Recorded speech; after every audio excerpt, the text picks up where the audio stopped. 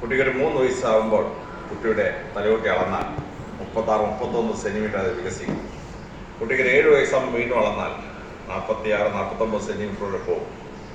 എന്നാൽ 12 വയസ്സാകുമ്പോൾ കുട്ടിയുടെ തല അളന്നാൽ 50 മുതൽ 57 സെൻറ്റിമീറ്റർ ചുറ്റളവാകും. പിന്നെ തലച്ചോറ് വളരുകയില്ല, തലയോട്ടി വളരുകയില്ല. ആ കാലഘട്ടം വളരെ ശ്രദ്ധേയമായ ഒരു കാലഘട്ടമാണ്. ആ തലയോട്ടി ഉണ്ടാക്കപ്പെട്ട 8 ക്രേനിയൽ ബോൺസ് റോംഗി സെറ്റ് ചെയ്യുന്ന പോലെ സെറ്റ് ചെയ്യും. പിന്നെ 100ാമത്തെ വയസ്സിൽ വല്യപ്പനെ തല അളന്നാൽ 12 വയസ്സിൽ അളന്നാൽ എത്ര ഉണ്ടോ അത്രയും മാത്രമേ ഉണ്ടാവുകയുള്ളൂ. വൈഭവ് മെഡിക്കൽ ശാസ്ത്രപ്രകാരം ആ 12 വയസ്സിൽ എത്തി നിൽക്കുകയാണ് 7ാം ക്ലാസ്സിൽ. ആ കുട്ടിയുടെ തലച്ചോർ പൂർണ്ണമായി വളർച്ചയെത്തി കഴിഞ്ഞിരിക്കുകയാണ്. ആ കാലഘട്ടത്തിൽ തന്നെ ആ കുട്ടി ഇങ്ങനൊരു പുസ്തകം എഴുതിയത് നമ്മെ അമ്പരപ്പിക്കുന്ന ഒരു കാലമാണ്.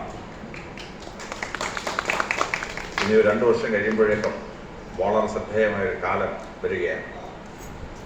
ശ്രീരാമേന്ദ്ര ഭഗവാന് 14 വയസ്സ് കഴിഞ്ഞു.